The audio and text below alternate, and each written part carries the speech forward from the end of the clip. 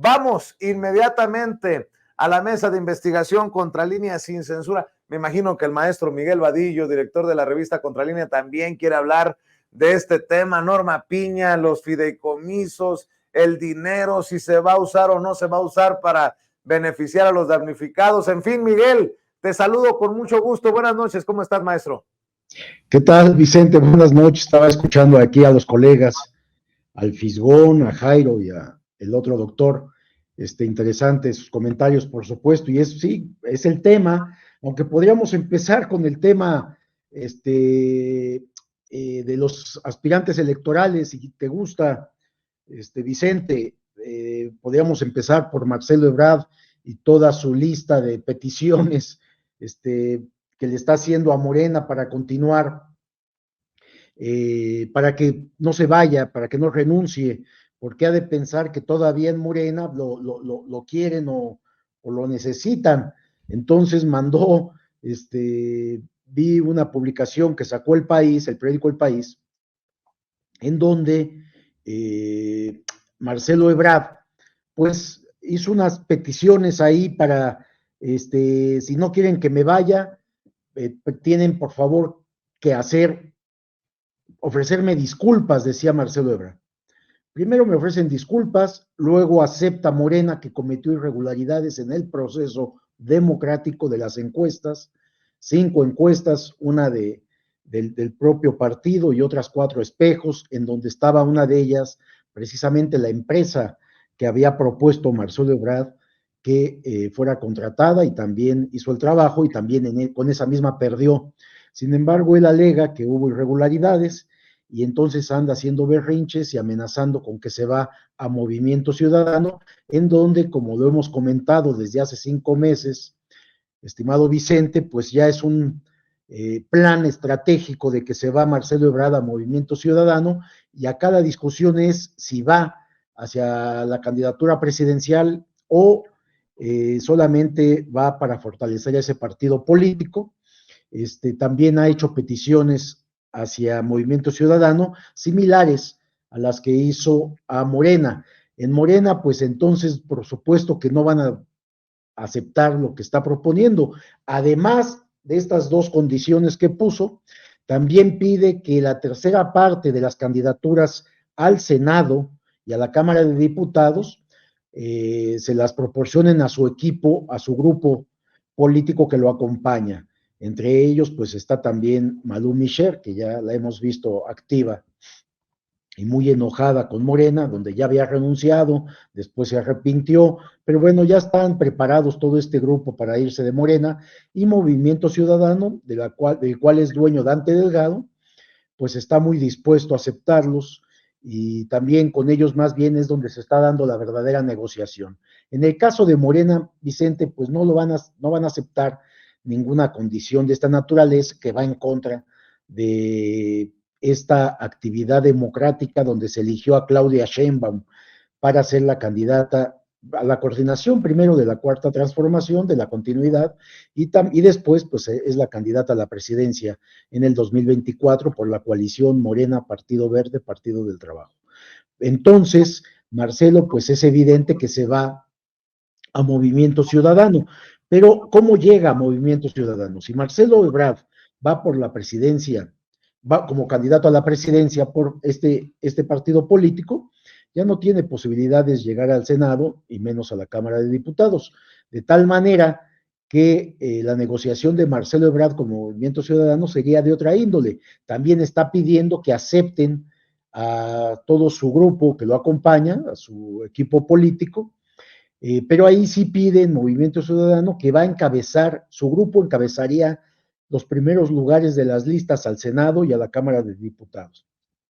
Y esa es la condición que les está poniendo a Dante Delgado, que es con quien se lleva a cabo la negociación. La realidad es que ya se acordó, ya hay un acuerdo ahí de cómo va a ser la llegada de Marcelo Ebrard. Será esta misma semana que se anuncie, tal vez mañana o pasado mañana lo harán, y entonces veremos a otro posible aspirante presidencial. Lo que me llama la atención también, estaba viendo la encuesta que publicó El País, esta empresa en Col, que publicó sobre los aspirantes presidenciales, y bueno, pues sorpresivamente Marcelo Ebrard ocupa el tercer lugar abajo de Xóchitl Gálvez para la candidatura hacia la presidencia de la República. El primer lugar, bueno, pues como ya sabemos, está Claudia Sheinbaum, el segundo lugar Xóchitl Gálvez. La distancia entre Xóchitl y Claudia es de entre 25 y 30 puntos, es decir, es muy muy alejada Xóchitl Gálvez de Claudia Sheinbaum. Y en el caso de Marcelo Ebrard, si está atrás de Xóchitl Gálvez, bueno, pues Marcelo Ebrard realmente, a quién sabe qué le apostó, porque en la encuesta que se está presentando, que presenta un medio de comunicación español, pues no tiene oportunidad alguna. Pero bueno, esto es lo que ha decidido porque sabe que ya no se podía quedar en Morena y por supuesto está confrontado con quien será la próxima presidenta de la República, Vicente. De hecho, esta mañana entrevistaba en los estudios a José Manuel del Río Virgen, el secretario técnico de la Junta de Coordinación Política del Senado de la República, un hombre cercano a Marcelo Ebrard. Palabras de él: lo de Marcelo Ebrard está a punto de turrón. Ahí lo dejo, ¿no? O sea, a punto de turrón significaría que ya está listo para que se haga oficial, pues, esto de Marcelo Ebrard, que de acuerdo con este texto que tú estás mencionando de la periodista Elia Castillo Jiménez, estaría solicitando a Morena entre el 26 y el 27% de las candidaturas para su gente más leal, y la segunda y más importante, una disculpa de la dirigencia, una disculpa pública de la dirigencia del partido que encabeza Mario Delgado, en la que ante todo reconozca errores e irregularidades en la encuesta que ungió a la ex jefa de gobierno de la Ciudad de México como la elegida en la carrera por la sucesión presidencial. Ahí está el detalle, diría Cantinflas, Miguel, porque políticamente, si Morena acepta esto, no. Lastimaría la autoridad política de Claudia Sheinbaum. No, Vicente, a ver, no pensemos que Morena va a aceptar una cosa como estas. Primero, para negociar una cosa como estas debes de tener una fuerza política que permita una negociación. Tú dime desde qué posición Marcelo Ebrard puede hacer este tipo de peticiones. Es lo más absurdo que puede haber. Es más bien, está haciendo una propuesta inviable, ilógica, absurda, para justificar su salida, que ya su salida no puede justificarse con nada. Realmente Marcelo Ebrard nunca fue de Morena, nunca fue de izquierda, y es una persona que, bueno, pues el presidente lo eligió para que ocupara la Secretaría de Relaciones Exteriores, porque habla inglés, y le funcionó, trabajó con él, y dice el presidente, todavía el presidente ha sido muy elogioso con Marcelo Ebrard las últimas veces que ha hablado de él en su conferencia matutina, dice que fue un buen servidor público, y es más, dice que hasta es su amigo, pero también ha hablado el presidente, sin dar nombres, de los ambiciosos, de los vulgares ambiciosos, y Marcelo Ebrard embona y encaja muy bien con esta frase del presidente, que por supuesto no lo menciona, pero pues tiene dedicatoria también, porque finalmente ha cumplido lo que había anunciado. Esto ya tiene más tiempo, Vicente, realmente no es de que ponga la vara muy alta Marcelo para quedarse, nadie lo quiere en Morena, y no tiene ninguna fuerza en este momento política con qué negociar una cosa como estas. Realmente todos en Morena están esperando a que ya se vaya Marcelo Ebrard a donde quiera. Se va a Movimiento Ciudadano, que hemos visto le puede dar algunos puntos porcentuales en el proceso electoral a Dante Delgado, a su partido, a su franquicia, pero no tiene más. No hay posibilidad alguna de competencia de Marcelo Ebrard a la candidatura presidencial. Ya para que veamos una encuesta en donde Marcelo Ebrard está abajo de Xóchitl Gálvez, yo estaba todavía considerando si con la salida de Marcelo de Morena, su incorporación a Movimiento Ciudadano y candidato de Movimiento Ciudadano, podría considerar que pelear a Movimiento Ciudadano la segunda fuerza política del país al Partido Acción Nacional. Ahora veo con esta encuesta que pues realmente no tiene posibilidad alguna. ni siquiera de eso. Podrá convertirse tal vez en la tercera fuerza política peleándole al PRI ese espacio, pero ya estamos hablando de puntos porcentuales muy bajos, Vicente. Ya estamos viendo todos estos partidos, incluido el Partido Acción Nacional, el PAN, que se han convertido en la chiquillada que decíamos anteriormente cuando el PRI dominaba todo el escenario político y todos los demás partidos eran la chiquillada. Hoy, el PAN incluido, es la chiquillada en los actuales procesos electorales. Se espera que Morena gane 6 o 7 de las candidaturas de gobiernos estatales, incluida la capital del país, con lo cual estaría entre 29 y 30 estados de la República dominando ya Morena, más la presidencia de la República e incluida la Ciudad de México. Si eso no es una aplanadora, pues no sé qué sería entonces. Y esto en un proceso democrático en donde la población se está respetando su voto y está eligiendo que sea que una continuidad de Morena y la continuidad de este gobierno que ha hecho López Obrador, Vicente. Así es. Tengo varios temas en el tintero, en agenda, Miguel, pero estaba viendo el enojo y con justa razón de nuestra respetada y admirada Nancy Flores, corresponsal de la revista Contralínea. Tengo que preguntarte el caso de Zedillo. Tú eres un periodista de larga trayectoria y dice, y con justa razón, pues, Nancy, hay que ser verdaderamente cínico y sinvergüenza para que después de haber endosado al pueblo de México la deuda del Fobaproa por 3 billones con B de burro y que se acabará de pagar hasta el 2042, todavía Ernesto Zedillo se atreve a decir cómo le gustaría que sea el próximo presidente de México. Hemos criticado mucho a Fox por sus estupideces, a Calderón por su cinismo. ¿Qué opinión te merece la reaparición de Zedillo, hasta dándonos a los mexicanos, que nos considera seguramente tontos, parámetros para el próximo presidente, Miguel? Sí, fíjate que a esto que mencionas del Fobaproa también hay que agregar, porque fue un golpe a la economía y al propio país, lo de los ferrocarriles, Vicente. Me parece que también la privatización o la desaparición, más bien la extinción de los ferrocarriles, se le debe a Ernesto Zedillo, este sujeto que los vendió lo que quedaba, pero además se fue a trabajar con un enorme cinismo a uno de estos corporativos transnacionales a los cuales benefició. Es decir, aunque no se menciona, es tan gris, Ernesto Zedillo, este expresidente priista que entregó el país al Partido Acción Nacional, es tan cínico que ni siquiera se le menciona en todos sus actos de corrupción.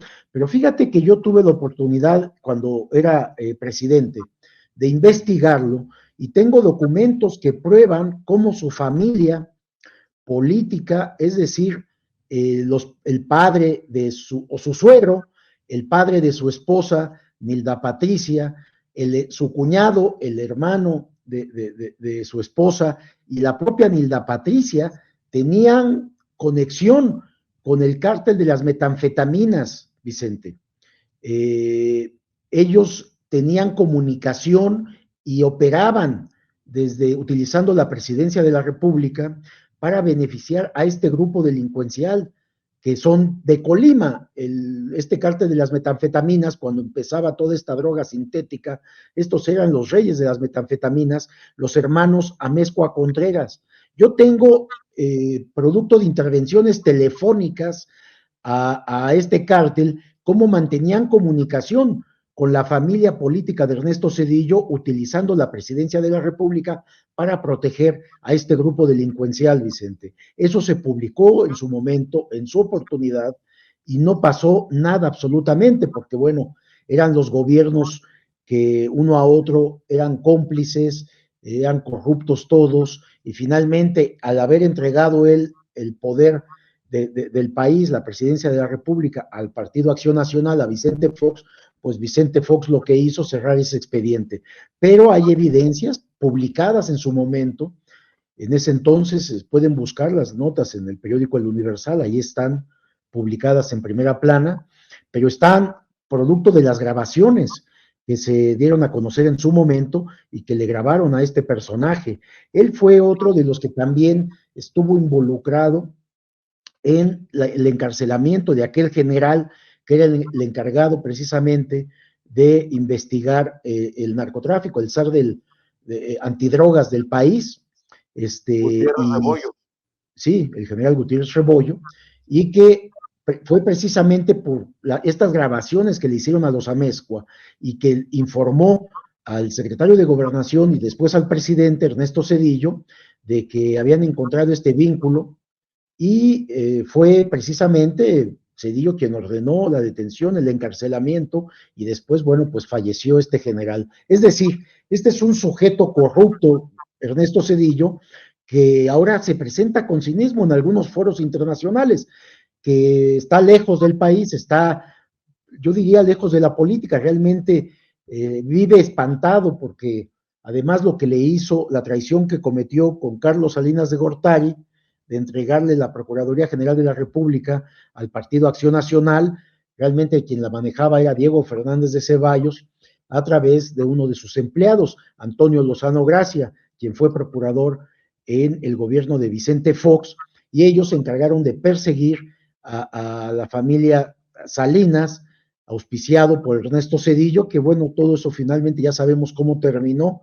Raúl Salinas de Gortari terminó 10 años después, le regresaron todos los bienes, no pasó nada finalmente, estuvo preso varios años, pero salió exculpado de todos los delitos que lo acusaban y hasta le devolvieron las cuentas bancarias. Bueno, ese fue Ernesto Zedillo precisamente, este que ahora se llena la boca y critica, hace críticas, cuando tiene cuentas pendientes, Vicente. Realmente se debería de revivir. Seguramente nosotros haremos una pregunta en la conferencia matutina sobre Ernesto Zedillo y llevaremos algunas evidencias de estos que estoy comentando para que se entere la población precisamente de quién fue este expresidente de la República y que ahora quiere volver a la actividad defendiendo a la ultraderecha en México, a la cual él mismo protegió en los años que fue presidente, que benefició además, pero también que él cometió actos de corrupción. También tenemos, porque hay las pruebas suficientes, de cómo benefició, dándole órdenes a su entonces secretario de Hacienda para que otorgara perdones fiscales a todos sus hermanos de Ernesto Zedillo. Eso también fue publicado en su momento, cuando él todavía era presidente de la República, y no tuvieron argumentos para desmentir esto, porque se trataba de tarjetas informativas que le enviaba Ernesto Zedillo a José Ángel Gurría, precisamente, que ahora está trabajando para Xóchitl Gálvez, y José Ángel Gurría, como secretario de Gobernación, de Hacienda, perdón,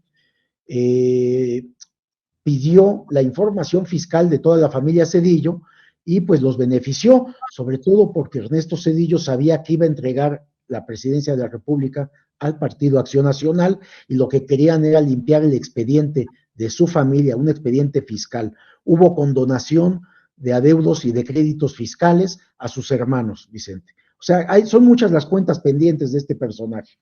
Así es, y qué bueno que compartes, Miguel, lo que has investigado, lo que has publicado en el transcurso de los años sobre que lo que no tienes vergüenza, bien diría la querida Nancy Flores. Y hablando de cuentas pendientes, ¿qué ha pasado con el caso de Karime Macías, la ex primera dama de Veracruz, la esposa o exesposa de Javidú, de Javier Duarte, querido Miguel?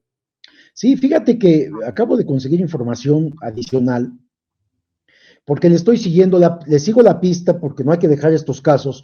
Finalmente ella sigue prófuga de la justicia mexicana. Sabemos, bueno, pues que está en Inglaterra, ya perdió aquí en México la posibilidad de lograr un amparo. Yo supongo que siguen tratando de meter más controversias legales en México, pero ya no hay forma. Es decir, Reino Unido tendría ya que estarla deportando a México para que enfrente a la justicia, en donde hay muchas evidencias de la enorme corrupción que cometió. En esta información que ahora tenemos, bueno, pues hace un poco el recuento de lo que llevaba. Dispuso de 224,025,477 pesos del DIF de Veracruz, del cual ella controlaba. Ella era esposa de Javier Duarte, exgobernador veracruzano corrupto que está preso todavía, ya por poco tiempo, por desgracia, porque va a salir libre en poco tiempo, pero que ella también aprovechó los cargos públicos para desviar dinero de esta institución pública que recibía dinero del erario de Veracruz. Y se trata, menciona estos documentos que acabo de conseguir, son 32 personas morales, o sea, 32 empresas que constituyeron y que todas tienen las características de empresas fachada, es decir, empresas fantasma, que fueron utilizadas para recibir todos estos 224 millones, Vicente, y después eran transferidos a unas segundas empresas, otro cúmulo de empresas, y después eran enviados a paraísos fiscales. O sea, es el claro ejemplo de lavado de dinero, ocultar el origen del dinero. Y esta mujer, ahora exesposa de Javier Duarte, supongo que exesposa por una cuestión estratégica, para enfrentar los juicios que están enfrentando ambos, y ya no hay forma de que las autoridades inglesas mantengan a Karime Macías todavía en aquel país. También ya los juzgados ingleses ya determinaron que debe de ser entregada a México. Yo estaría considerando que en cualquier momento podríamos tener la sorpresa de que regresa al país, de que la entregan a las autoridades y a la justicia mexicana, y acá pues va a enfrentar un juicio, un proceso legal en donde sabemos la corrupción del Poder Judicial, pero aquí esperemos que no haya impunidad y que le determinen o la sentencien a un largo periodo en prisión, porque además esos 224 millones que fueron desviados, Vicente, eran precisamente para la protección de los niños veracruzanos.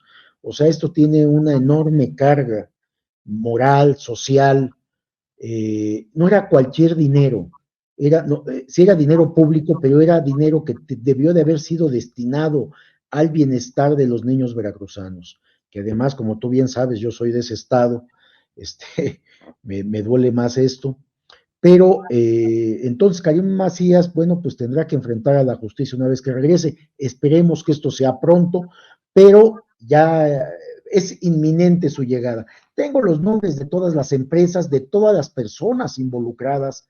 Es una larga, larga lista. De los montos globales de las operaciones, nada más déjame decirte, se trata de depósitos en moneda nacional de 224 millones, como te decía. Los retiros que se hicieron también en moneda nacional ascienden a 98.7 millones. Los retiros en dólares ascienden a 9.3 millones de dólares. Y hay hasta retiros en libras esterlinas de 15.653 libras esterlinas. Todo esto, bueno, pues entendiendo que la señora ya pensaba a dónde iba a huir, y precisamente pues donde ahora se encuentra en Inglaterra tratando de evadir la justicia mexicana, pero ya no hay forma. El cinismo de estos políticos priistas junto con sus familias es inmenso, Vicente, porque estaba escuchándolos antes de que terminaras la conversación y bueno, veía lo que estaba planteando Ernesto Zedillo también, y también lo que estaba diciendo este priista tabasqueño, que fue gobernador de Tabasco y que en un momento determinado aspiró a ser presidente de la República, Roberto Madrazo Pintado, y bueno, pues es parte de los que están financiando a todos los grupos opositores y que tienen mucho dinero, dinero que hicieron, dinero público del cual que obtuvieron a través de la venta de medicinas a todo el sistema de salud. Era una complicidad, unas redes de corrupción brutales las que había, y son todos estos priistas que son el símbolo de la enorme corrupción que ha dañado este país. Y bueno, pues también, por supuesto, acompañados y apoyados por el Partido Acción Nacional,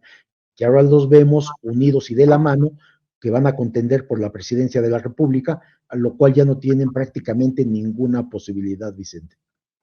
Quiero escuchar tu opinión acerca de este pleito de los fideicomisos, jaloneos, bueno, sí, no, siempre no, Norma Piña, parece verso sin esfuerzo.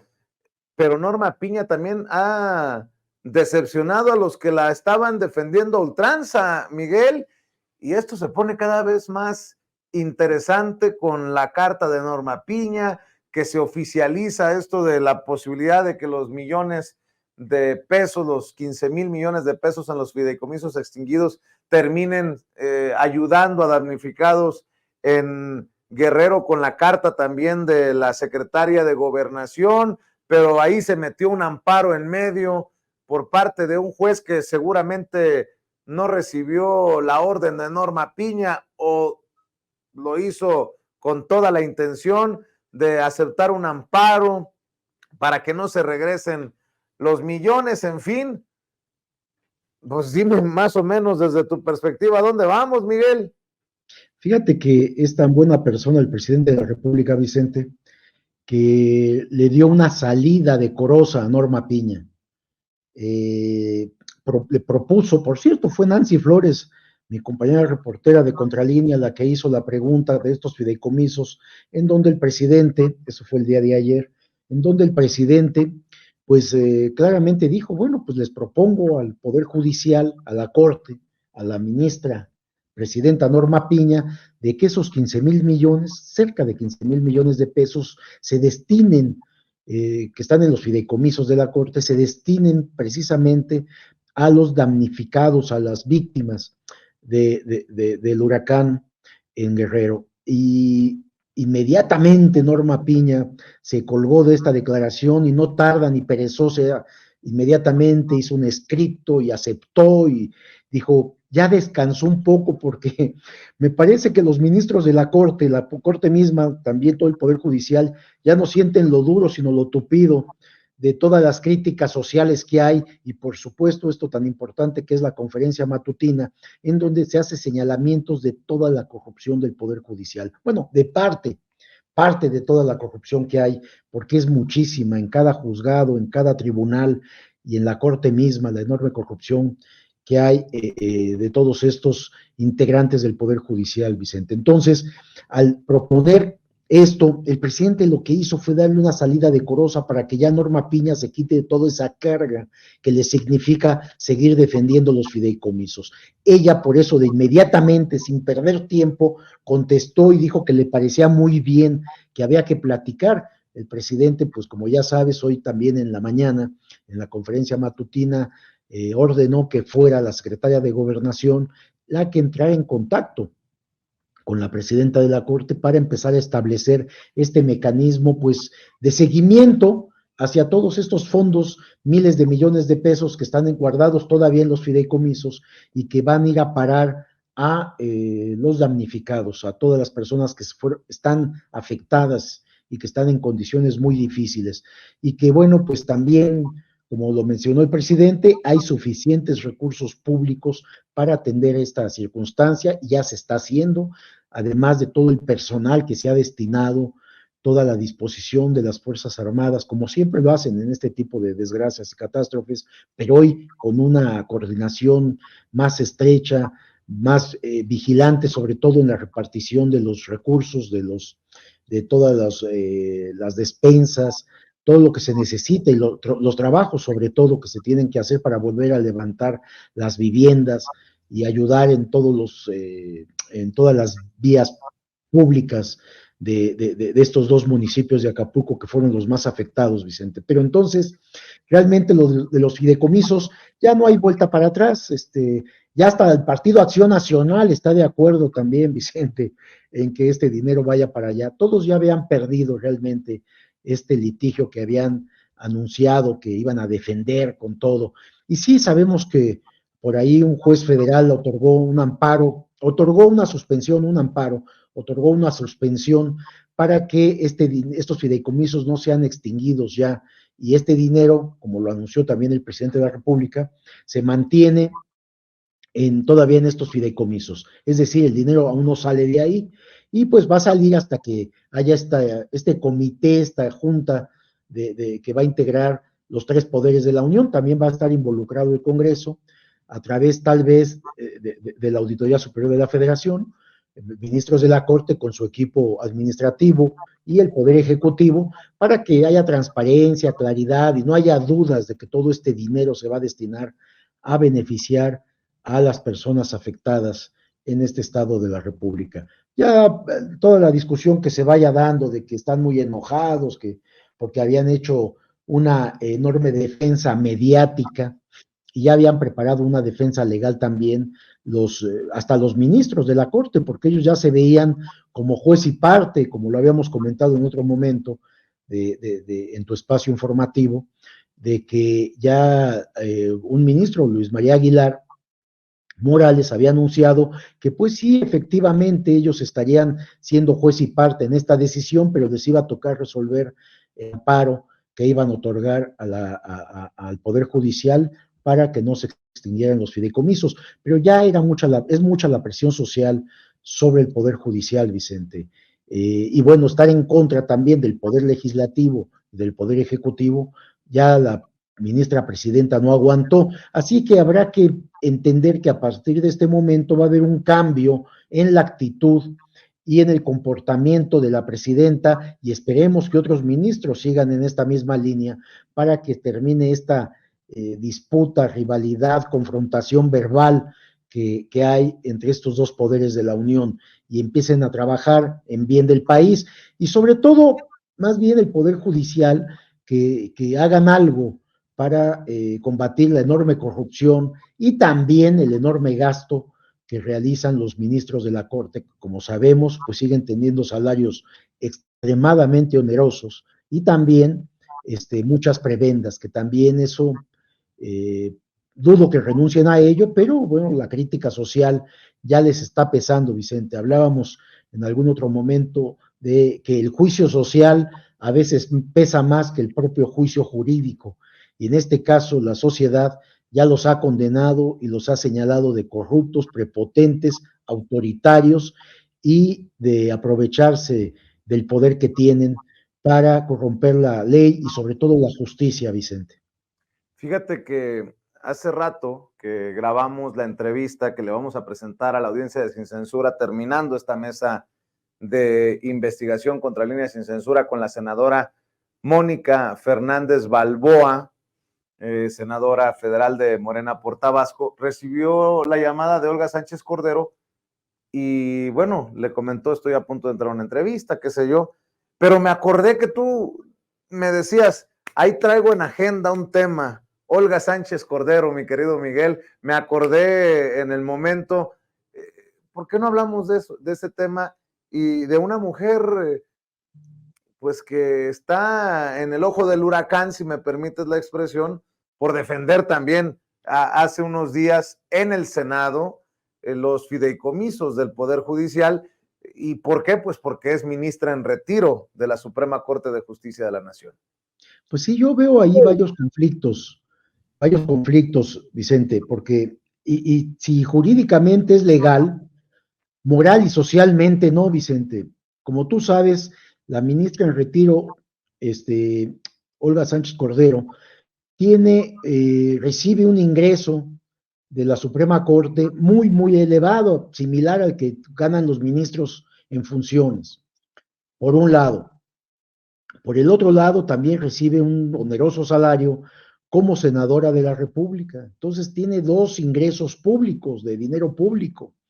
Ella en esta defensa que hizo desde la tribuna y que además votó en contra de la extinción de los fideicomisos, pues desde mi punto de vista no hace otra cosa más que defender precisamente los beneficios que recibió durante 15 años que fue ministra de la Corte y que pues ahora mantiene ciertos privilegios y onerosos ingresos de parte del Poder Judicial. Y no solamente ella, todos los ministros en retiro reciben esas cantidades y estos privilegios de dinero público, Vicente. Y esto me parece inmoral, me parece socialmente reprobable. Aunque esta ministra haya trabajado en el actual gobierno como secretaria de Gobernación, aunque haya apoyado al presidente de la República en toda su lucha por transformar este país, pero a la hora de ver los privilegios, ella dice, pues no estoy con la cuarta transformación, apoyo a los ministros corruptos de la Corte, porque ella también fue ministra de ahí y también tuvo todos esos privilegios y que ahora mantiene. Entonces, el presidente, cuando mencionó este caso, porque se lo preguntaron en la conferencia matutina, él dijo que entendía que la ministra, exministra o ministra en retiro, Olga Sánchez Cordero, pues defendiera como una posición de gremio a sus compañeros ministros.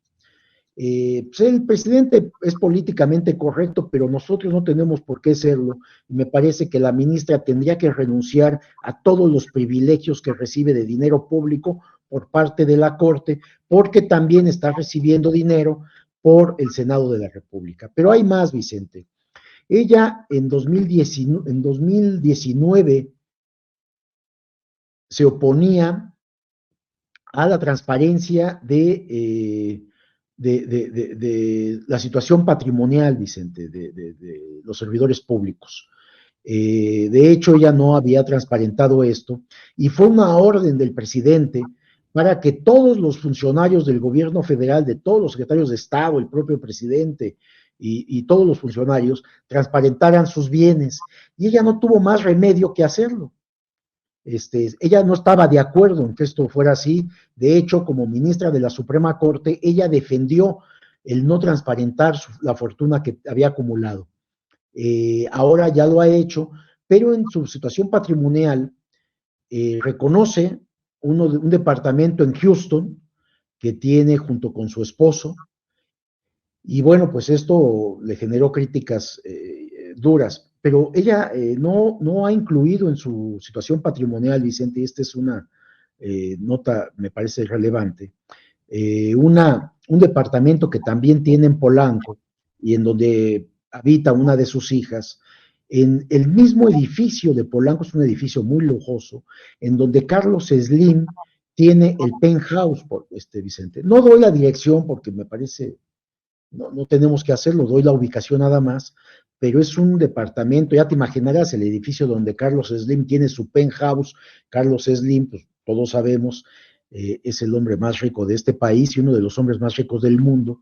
Bueno, pues el departamento de abajo le pertenece a Olga Sánchez Cordero y lo tiene habitado una de sus hijas. Este departamento no está incluido en la situación patrimonial de la senadora y ella se oponía a que se publicara esta información. Porque nosotros la buscamos también para que diera su opinión. Ella decía que era un fideicomiso y daba ahí una argumentación muy extraña, pero la verdad es de que estos bienes tendrían que ser públicos también.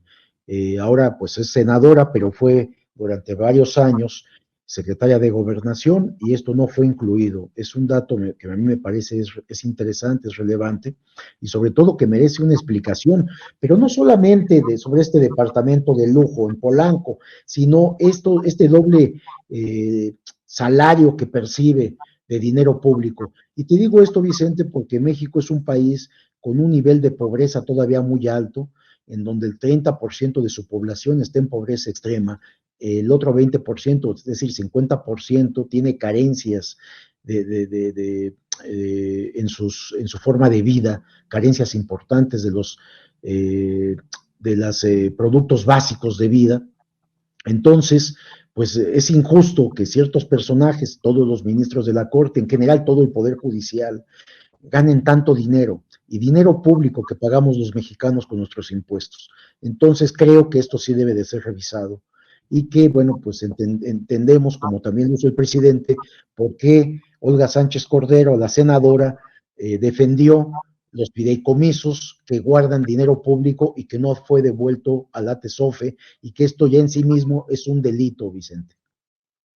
Pues hay que estar al pendiente porque hay situaciones que han exhibido ustedes, de las que hemos hablado aquí, Miguel, en la mesa de Contralínea Sin Censura, que son conflictos de interés, otros que rayan en conflicto de interés, y casos como el de la senadora, hoy senadora, ministra en retiro, Olga Sánchez Cordero, que a todas luces defiende sus intereses lo que debería llevarla a excusarse o a retirarse de discusiones tan importantes como las que ya ocurrieron, pero bueno, que queden los testimonios, que queden los datos sobre la mesa, ¿no?